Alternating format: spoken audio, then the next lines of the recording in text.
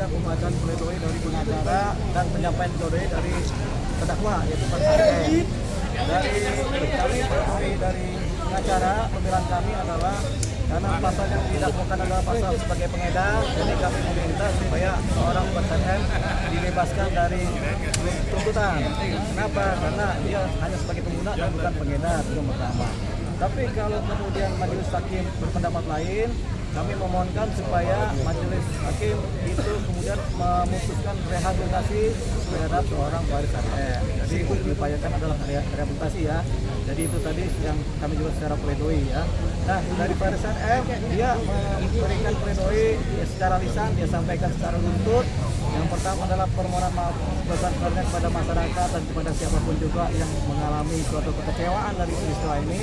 Yang kedua dia juga menyatakan bertobat dari perilaku yang kemarin itu sehingga dia tidak akan lagi menggunakan narkotika.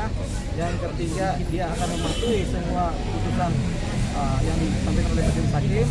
Yang keempat dia kemudian akan berupaya kembali memperjuangkan kehidupannya yang akan baru lagi, yaitu beliau ini akan bekerja keras untuk keluarganya yang pertama. Yang kedua beliau juga akan berkarya lagi di dunia musik.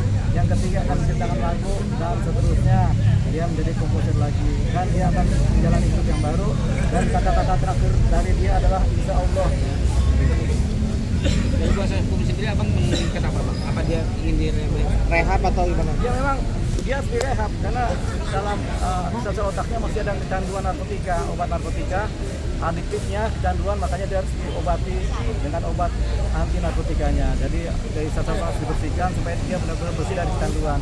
Kalau itu sudah terjadi, mudah-mudahan dia bersih dan tidak lagi kecanduan. Bang, alasan jaksa mendakwa pengedar apa sih bang alasannya bang? Itu tanyakan kepada jaksa, kita hanya bisa mengira-ngira jaksa sebel kali sama Faris RM kan.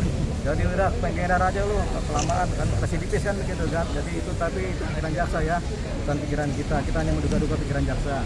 Tapi secara bukti nggak ada bang kalau secara bukti dia bukan pengedar begitu. Jadi karena bukan pengedar dan saksi ahli juga menyatakan bahwasanya pasal-pasal yang didakwakan adalah pasal pengedar, ya sudah kita paham ini sebagai dakwaan dia sebagai pengedar. Tapi dia karena dia bukan pengedar, dia adalah pengguna, makanya kita memohon supaya dalam pledoi kita supaya majelis hakim memutuskan lepas atau bebas dari tuntutan pasal. Bang, kemarin kan saksi BNN dia menyatakan bahwa harus direhab bang ya. Ya. Gimana bang? Ya setuju dengan BNN, memang seorang pengguna harus direhab dari kecanduan karena mereka ini kalau dihukum malah habis masa kehidupannya, malah berantakan dan rusak.